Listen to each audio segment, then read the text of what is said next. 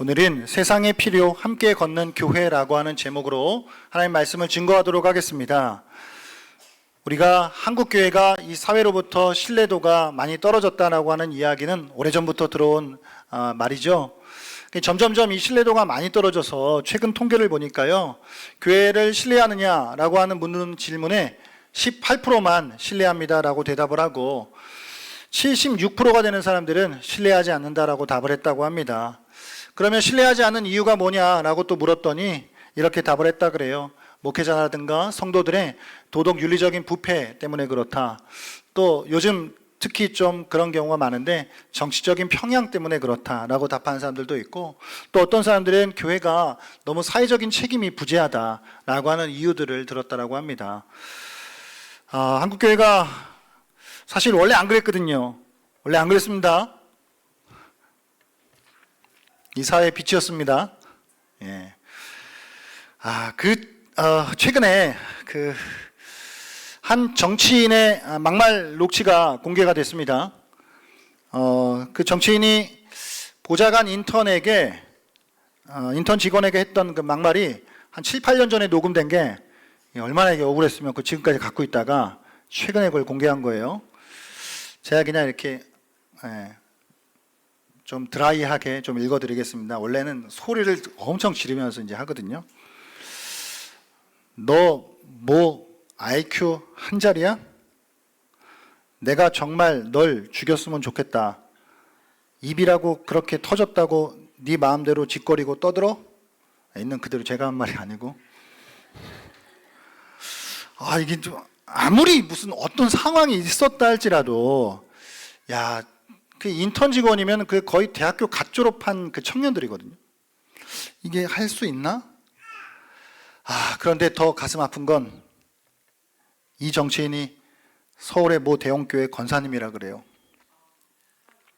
심지어 4대째 기독교 집안에서 자라서 신앙으로 잘 훈련받아가지고 나는 국회에 파송된 선교사다 라고 자처해온 사람이라고 합니다. 나는 이런 말은 좀 안 했으면 차라리 좋았겠다 라는 또 생각이 들 정도예요. 여러분, 그리스도인은 이 세상에서 빛과 소금으로 살아야 할 거룩한 책임이 있습니다.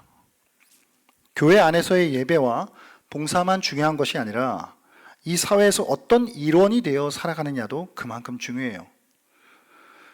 교회는 이 세상의 빛과 소금이죠. 어둡고 메마른 세상에 밝음과 따뜻함을 나타내야 합니다. 세상의 부패를 방지하고 가능하면 정직하고 깨끗한 세상을 만들어 가야 해요. 자기 몸집만 불리는데 에너지를 쓰는 것이 아니라 세상을 섬기고 세상을 살리는 일에도 우리는 관심을 쏟아야 합니다. 각 개인의 그리스도인이 개별적으로 해야 할 일뿐만 아니라 이것은 교회가 공동체적으로도 감당해야 하는 일이에요.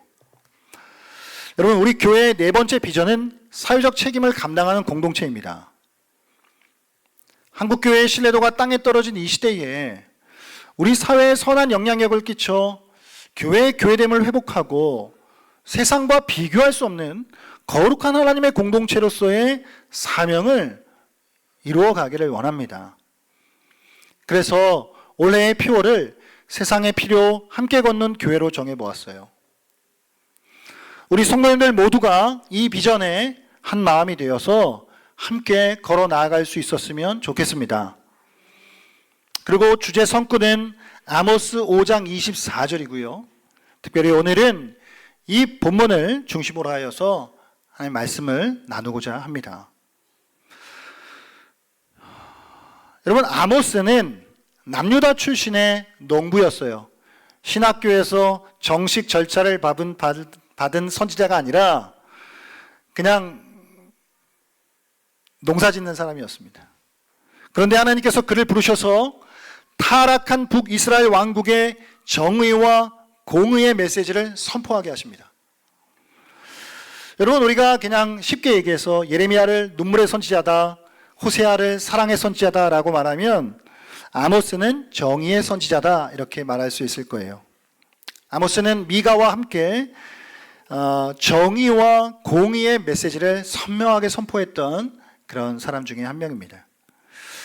여러분, 아모스 선지자가 활동하던 시기에 남유다 왕국의 왕은 우시야 왕이었고 북이스라엘 왕국의 왕은 여로보암 2세 왕이었습니다.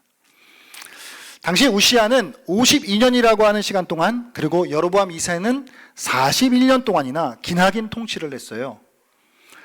한 명의 왕이 이렇게 긴 기간 동안 통치를 했다는 건요, 나라가 어느 정도 안정을 누렸다라고 하는 의미이기도 하죠. 실제로 여로보암 2세의 다스림 아래 북이스라엘 왕국은 놀라운 번영을 누립니다. 나라의 영토를 확장하기도 하고 엄청난 부를 모으고요, 정치적으로나 군사적으로나 안정을 누리는 시기였어요. 하지만 그들의 안정과 번영은 사회의 부패와 종교적 타락으로 이어지게 됩니다. 힘 있는 자들은 힘 없는 자들을 약탈하고 부조리와 불의를 일삼하여 있는 자들은 더 있게 되고 없는 자들은 더 없게 되어져 갑니다. 경제적 번영은 누렸지만 영적으로는 더없이 타락한 북이스라엘의 그 백성들, 특히 그 지도급 사람들을 향하여서 하나님께서는 오늘 아모스를 통해 정의와 공의의 메시지를 선포하고 있는 것입니다. 여러분, 우리는 왜 정의와 공의에 대하여서 말해야 할까요? 이 교회는 오히려 좀 뭐랄까요? 용서, 이렇게 은혜, 사랑, 이런 게 좀 더 이렇게 어울리는 것 같잖아요. 그러나 우리는 정의와 공의에 대해서 동일하게 말해야 해요. 20세기에 들어서면서 미국 교회는 사회 정의를 강조하는 자유주의 진영과 개인 구원에 초점을 맞추는 근본주의 교회들로 갈라지게 돼요. 미국 교회의 영향을 받은 한국 교회 역시 그와 같은 구분이 생기게 되죠. 보수적인 교단에서는 개인의 구원과 성화에 초점을 맞춥니다. 그런데 진보적인 교단에서는 사회 정의와 사회 계획에 대해서 목소리를 높이기 시작해요. 그런데요, 진보적인 교단에서 사회 정의와 개혁에 대한 관심을 가진 거, 여기까지는 참 좋았어요. 그런데 문제는 참 안타까운 점인데요, 그들이 그런 사회 정의와 개혁을 힘쓰면서 자연스럽게 본래 가지고 있었던 그들의 신학을 조금씩 양보하기 시작해요. 그러면서 성경의 이 진리와 구원의 교리에 대하여서 조금씩 비성경적이고 비복음적인 모습으로 변질되어져 갑니다.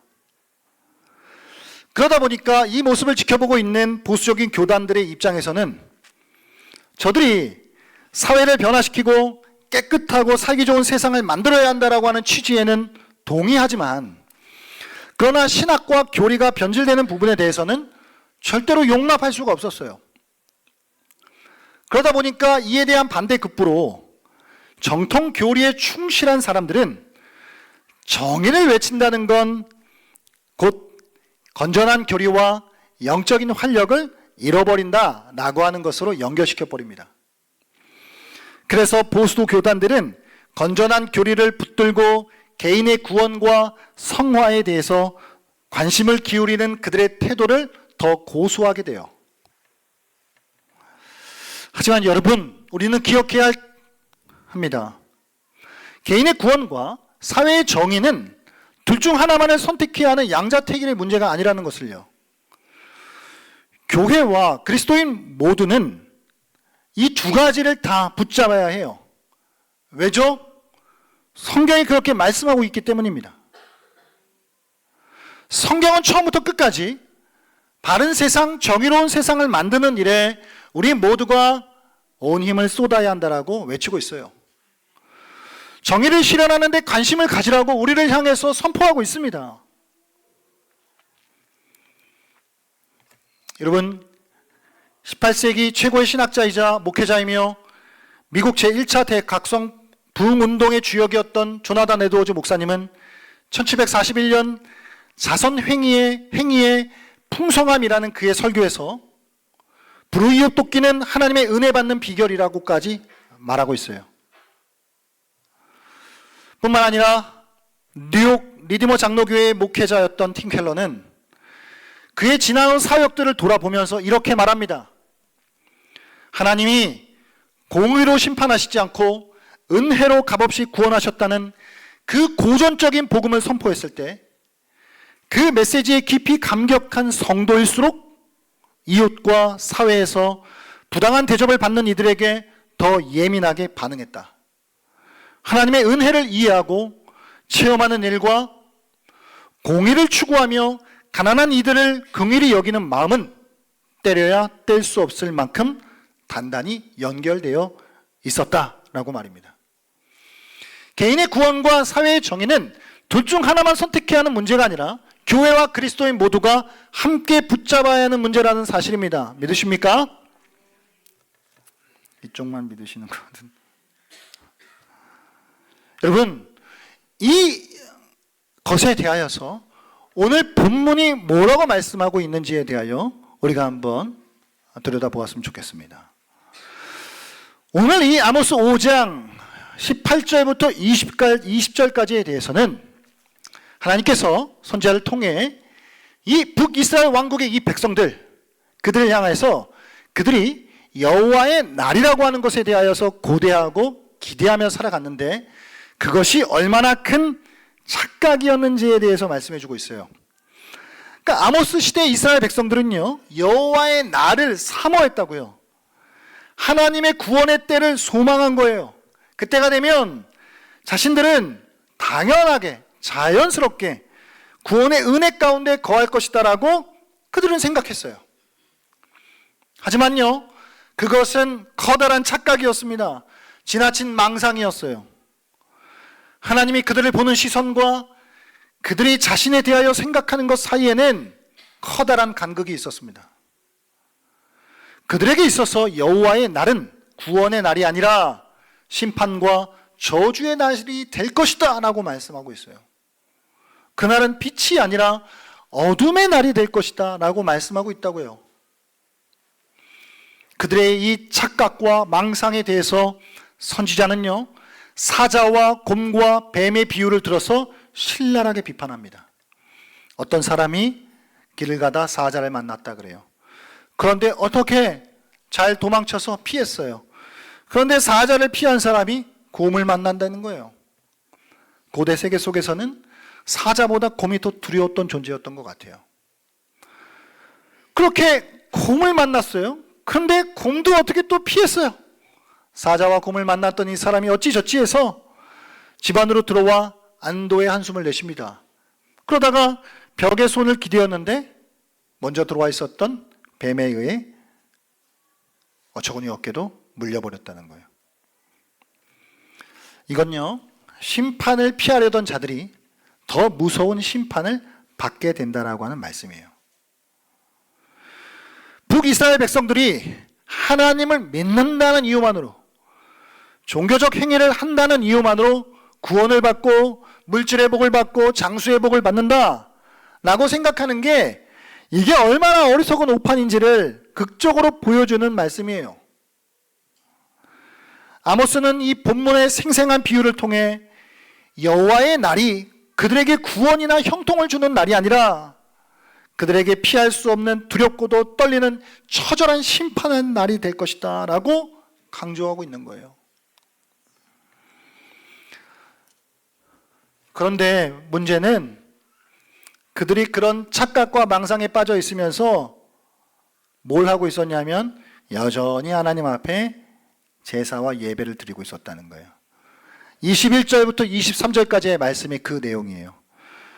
이 세 구절을 보게 되면 절기라든가 성회라든가 번제와 소제라든가 희생의 화목제라든가 노랫소리와 비파소리에 대해서 말씀하고 있거든요. 이건 다 그들이 하나님 앞에 드리는 예배에 대한 이야기예요. 그런데 하나님께서 이 모든 것들을 받지 않으실 뿐만 아니라 미워하신다라고까지 말씀해 주고 있는 거예요. 한마디로 그들의 종교적 행위 일체를 하나님께서 거들떠 보지도 않으신다라고 하는 뜻이죠.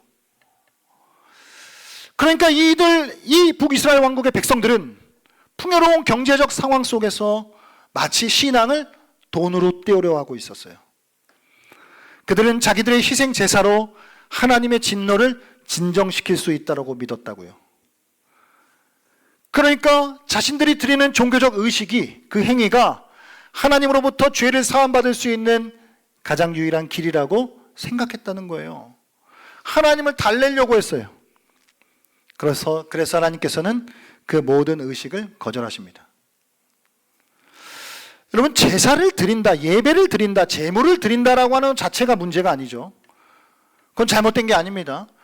문제는 그들의 제사가 문제였다는 거예요. 그들의 예배가 문제였다는 거예요. 하나님은 제사를 통해 하나님의 백성들과 나는 너의 하나님이 되고 너는 내 백성이 되길 원한다라고 하시며 그들과 인격적인 관계를 맺고 싶어 하셔요. 그런데 그들은 그런 거에는 관심이 없었어요. 그저 예배 드렸다, 끝, 이런 식이었어요. 그리고 세상에 나가서는 여전히 나쁜 짓 똑같이 하며 살았습니다. 그러니까 하나님께서 그들의 제사를 좋아하실 리 만무했죠. 우리가 오해하지 말아야 할 것은 오늘 본문이 예배를 드리는 행위 자체를 부정하고 있다는 게 아니에요. 제물을 드린다라고 하는 것 자체를 부정하고 있다는 게 아니에요. 여러분, 예배는 귀한 일이고요, 우리 존재의 목적이기도 합니다. 하지만 잘못된 예배, 또한 삶으로 연결되지 않는 예배, 그런 것에 대하여 지적하고 있었다는 거예요. 우리는 하나님 앞에 드리는 이 예배를 통해 하나님과의 인격적인 관계를 맺으며 더 깊어져야 하는 줄 믿습니다. 우리는 예배를 통해 그것이 우리의 삶의 예배로 이어질 수 있도록 마음과 뜻과 힘과 정성을 다해야 할 줄로 믿습니다. 그러니까 오늘 아모스서는 정의와 공의에 대한 이야기를 하면서 동시에 하나님께 드리는 예배에 대한 이야기도 강조하고 있다고요.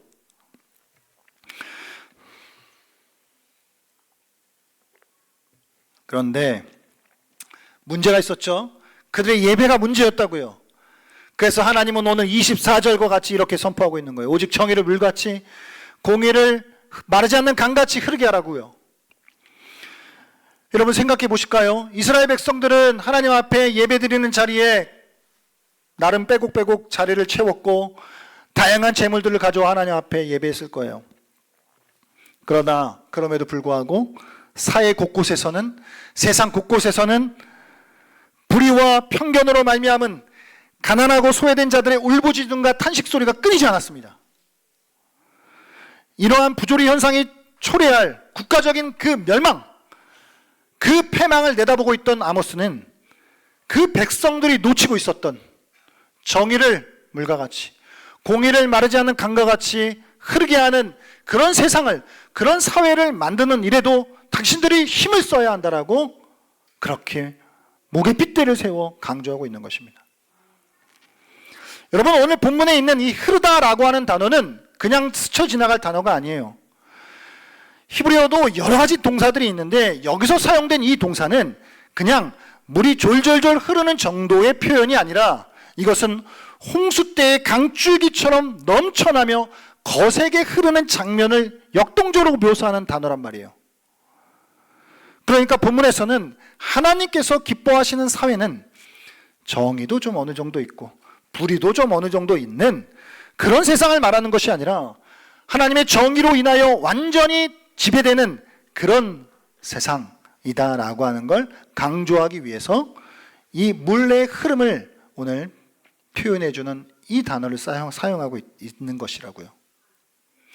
그러니까 하나님의 정의와 공의는 겨울비가 내린 후 범람하는 물처럼 풍부하고 강한 추진력으로 때로는 여름 가뭄에도 견디는 일부의 소수 와디들처럼 계속적으로 넘쳐흐르는, 끈기 있게 넘쳐흐르는 그 물과 같이 우리가 이 일을 그렇게 실천하기 위해 힘써야 된다라고 말씀하고 있는 것입니다. 오늘 이것이 아모스 선지자의 본문을 통해 우리에게 주시는 말씀이에요. 여러분, 이것은요 아모스 선지자를 통해 주신 말씀만이 아닙니다. 우리가 예수님의 사역을 생각해도 이것은 동일하게 볼 수 있어요. 여러분, 누가복음 4장 17절 18절 말씀 한번 우리 같이 읽어볼까요? 누가복음 4장 17절 18절입니다. 함께 읽겠습니다. 시작. 선지자 이사야의 글을 들이거늘 책을 펴서 이렇게 기록된 데를 찾으시니 곧 주의 성령이 내게 임하셨으니 이는 가난한 자에게 복음을 전하게 하시려고 내게 기름을 부으시고 나를 보내사 포로된 자에게 자유를, 눈먼 자에게 다시 보게 함을 전파하며 눌린 자를 자유롭게 하고. 아멘. 이 본문은요, 이제 사역을 시작하시면서 예수님께서 나사렛 회당에서 읽으신 말씀이에요. 이사야 선지자를 통해 예언하신 그 이방 민족에게 공의와 정의를 베풀 그 주님의 종이 누구냐? 바로 나다! 라고 하는 것을 선포하시는 거라고요. 그러니까 한마디로 예수님께서도 이 땅 가운데 하나님의 정의와 공의를 행하시기 위해서 오신 하나님의 종이시다라고 하는 것을 사역 초기에 선포하고 있으셨던 거예요. 그러니까 성경은 일관되게 우리에게 우리의 개인 구원과 더불어 사회의 변화, 사회의 정의, 사회의 개혁을 함께 우리에게 명령하고 있으시다고요. 믿으셔요? 우리 교회가 이제 개척을 하면서부터 ESG라고 하는 그 가치를 내세웠습니다. 이건 이제 세상에서 기업 경영에 들어와 있는 이제 가치였는데, E는 환경을 이야기하는 것이죠. S는 사회적 공헌에 대한 이야기고요. G는 이제 지배구조 개편에 대한 이야기입니다. 그러니까 이제 여러분, 세상도요, 많은 기업들이요, 단지 이익 창출만이 아니라 그 기업이 내세우는 핵심 가치 에너지를 쏟고 있어요. 기업의 존재 이유가 돈만 끌어모으는 데만 있는 게 아니라 공공의 유익이 되는 가치를 지향하고 있다고요, 세상 기업도. 그래서 ESG 이건 교회가 해야 될 일인데 라는 뜻을 가지고 이제 해보려고 하고 있어요. 근데 아직도 이제 모자란 게 많죠. 잘 모르겠어요. 어떻게 해야 되지? 그래서 그냥 생각나는 대로 어쨌든 뭐라도 해보는 거예요. 그래서 환경보호를 위해 일회용을 아예 안 쓸 수는 없는데 그래서 좀 줄여보자. 인쇄물도 저희는 이제 뭐 문서 같은 것도 그냥 다 이면지 내요. 그냥 이면지 다 쓰거든요. 그럼 뭐 신청서 전 이면지 쓸 거예요. 이해하세요? 그 주보 같은 것도 조금만 인쇄해요. 그냥 밴드로 보시라고. 뭐라도 해는 거예요. 절기연금 같은 경우는 가능하면 지역사회를 위해 쓰려고 해요. 운영위원회는 2년 임기로 하고 회의록이나 재정에 대한 내역을 전면 공개하고 있습니다. 게다가 교회 내 소프트웨어도 정품으로 구입하여 쓰고 있어요. 여러분, 이거 돈 많이 들어가는 일입니다. 이거.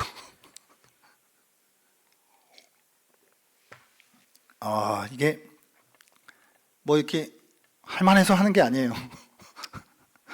이게 우리의 현실, 교회의 현실 생각해 보면은 좀 너무 약간 부담도 되고, 그래서 이제 마음속에 좀 나중에 할까 이런 이제 목소리가 계속 어떤 분들은 또 너무 이렇게 처음부터 이렇게 할 필요가 꼭 있냐, 좀 이렇게 교회가 어느 정도 안정되면 좀 해도 되지 않냐라고 말씀하셔요.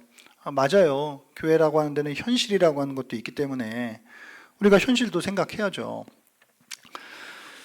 그런데 이게 처음부터 만들어가지 않으면, 여러분 아시잖아요, 쉽지가 않아요. 이게 처음부터 이게 정해놓고 가지 않으면. 그래서 이건 할만해서 하는 게 아니라 해야 하는 일이라서 하는 겁니다. 하나님께서 말씀하신 일이기 때문에 그냥 하는 거예요. 아까 말씀드렸지만 ESG 경영을 요즘 세상 기업들이 벌써, 요즘도 아니에요, 벌써부터 그런 것들을 위해 기업을 운영하고 있는데, 제가 참 이렇게 주목하고 있는 기업 중 하나는 파타고니아라고 하는 기업이거든요. 옷 파는 데인데요, 그 옷이 좀 비싸가지고. 근데 이제 이 파타고니아의 기업 핵심 가치는 이런 거예요. 지구가 유일한 주주다. 그래가지고 아예 지금은 그 지배 구조 자체를 다 뜯어 고쳐서 배당 이익들을 다 환경보호 쪽으로 다 흘러가게 해놨어요. 그냥 아예 구조 자체를. 그리고 창업 초기부터 매출의 1%를 환경보호를 위해 씁니다. 이게 쉬운 일이 아니에요. 게다가 그들이 외치는 캠페인 어떤 표라든가 이런 걸 보면요, 이상해요. 이 자켓을 사지 말라 그래요, 막. 그래갖고 처음에는 약간 그 사기치나? 약간 그 이렇게 진정성이 약간 좀 이렇게 의심되고. 그런데 그들이 걷는 행보를 보니까 아니에요, 진짜예요. 그래가지고 고쳐 입는 게 혁명이다, 막 이런 말하면서 가지고 오면 다 수선해주고, 수선해준 옷 다시 중고로 팔기도 하고, 이러면서 최대한 옷을 안 만들게 해요. 그래 망했냐? 아니요, 안 망했어요. 잘 나가요. 그뿐만 아니라 제품이 어디서 어떻게 만들어지는지에 대한 과정들을 공개하고, 유기농 면을 사용하고, 공정무역을 이제 하고. 공정무역이 뭐예요, 여러분?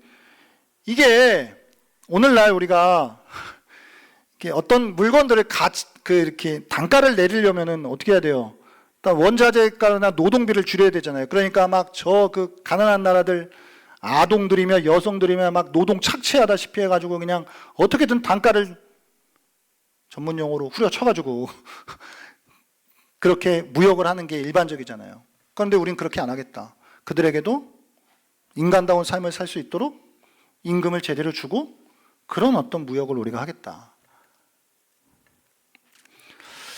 이게 여기가 성공했다, 뭐 실패했다, 이게 중요한 게 아니라 그들도 현실이 있었을 것이지만 그들이 중요하다 여기는 가치에 힘을 썼다고요. 여러분, 교회들도, 한국 교회 안에도 이런 좋은 사례들이 많이 있어요. 서울의 모 교회는 재정의 30%를 구제와 선교로 써요. 여러분, 이게 감이 잘 안 와닿으실 거예요. 그리고 어떤 해에는 보니까 재정의 50%를 구제와 선교로 쓴 거예요. 이게 잘 안 와닿으시죠? 아, 이게 와닿으셔야 되는데. 그들은 그게 중요하다고 생각하기 때문에 그 일을 힘쓰는 거예요. 하나님의 명령이다라고 생각하기 때문에 그 일에 투자하는 거예요.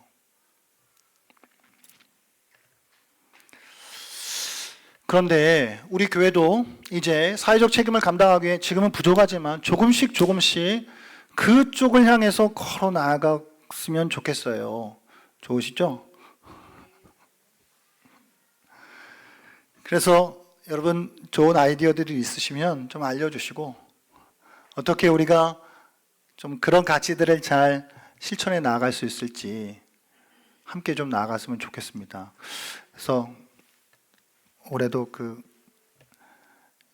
운영위원회 이런 좀 제안을 드렸는데, 이렇게 뭐 일회용품들도 좀 다 하면 친환경 용품으로 좀 바꿔서 써보면 어떨까. 뭐 이게 공정무역 대표적인 제품이 이게 커피거든요, 상품이.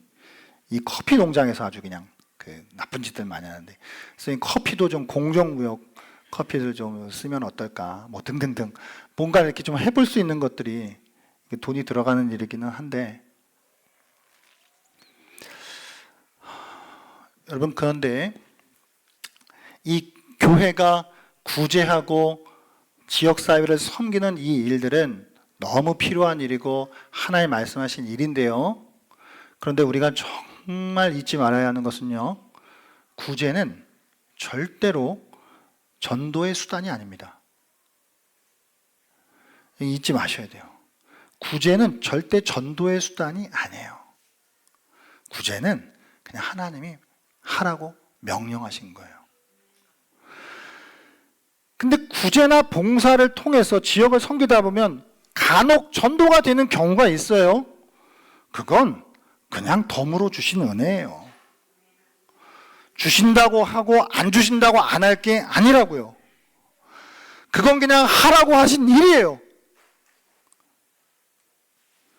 여러분, 세상 사람들은요, 교회가 전도를 목적으로 하는 구제, 기부 다 알아요.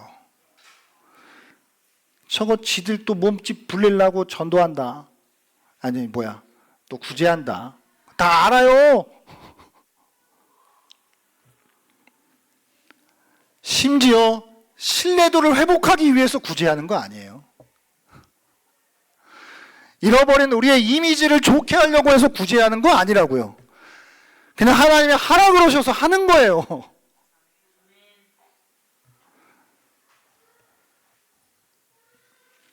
뿐만 아니라 우리 각 개인의 그리스도인들은 이 부조리한 사회 구조에 대하여 바르게 인식할 필요가 있습니다. 그러니까 여러분 다 그렇잖아요. 우리 먹고 사는데 바쁘고 우리 집 생각하는 것도 복잡하고 내 인생도 다 힘든데 무슨 이 세상의 문제를 내가 뭐라고 그것들을 관심 갖냐. 아니요, 좀 이렇게 그래도 관심을 가져야 되고 어디에 구조적인 문제가 이게 지금 있는가. 그래서 약자가 더 힘들 수밖에 없는 이 사회에 이 구멍이 어디냐라고 하는 것들 좀 인식하면서 최대한 우리 각 개인들이 또 할 수 있는 일들을, 교회가 할 수 있는 일들을 찾아가가지고 그 일들을 하셔야 돼요. 그냥 아셔야 돼요. 노동자들 막 죽어 나가고, 저도 그냥 이렇게 인터넷 숍 그런 거 다 지금 이렇게 무슨 그거 저도 이렇게 잘 쓰고 있는데 너무 편해가지고 요즘 이렇게 구매하면서 이거 내가 이놈들 이거 써야 되나 말아야 되나 이렇게 또 고민하게 되고, 아마 편해가지고 쓸 것 같아요. 이거는 놓지를 못할 것 같은데 등등등 어떤 한 회사를 이야기하는 게 아니라 어떤 사회에서의 그런 부당한 일들이 벌어지고 있을 때 우리가 좀 관심을 가져서 뭔가의 몸짓을 내가 할 수 있을까, 우리가 여기에 어떤 도전을 좀 던질 수 있을까, 이런 거를 해야 한다고요. 교회의 이미지 좋아지게 하기 위해, 전도하기 위해, 사람 끌어모으기 위해서 아니고 그냥 그 일을 하라 그러셔서 하는 거예요. 믿으시죠? 그래서 아모스 선지자의 이 말씀을 우리가 기억하면서 여러분, 성경이 말하는 정의와 공의는 세상에 불평등하게 불공평하게 흩어져 있는 이 불을 모든 사람들이 함께 나누어 쓸 수 있도록, 그래서 한 사람이라도 더 인간다운 삶을 살아갈 수 있도록 만드는 게 성경이 말하는 정의와 공의예요. 우리를 이것으로 부르셨다고요. 그래서 하나님을 온전하게 예배하는, 하나님과 깊은 인격적인 관계를 맺는 예배자로서 우리가 살아갈 뿐만 아니라 세상에서 어떠한 필요들이 있는지 관심을 갖고 그 일에도 우리 각자가 또 우리가 함께 할 수 있는 일들을 조금씩 이루어 갈 수 있는 그런 우리가 되었으면 좋겠습니다.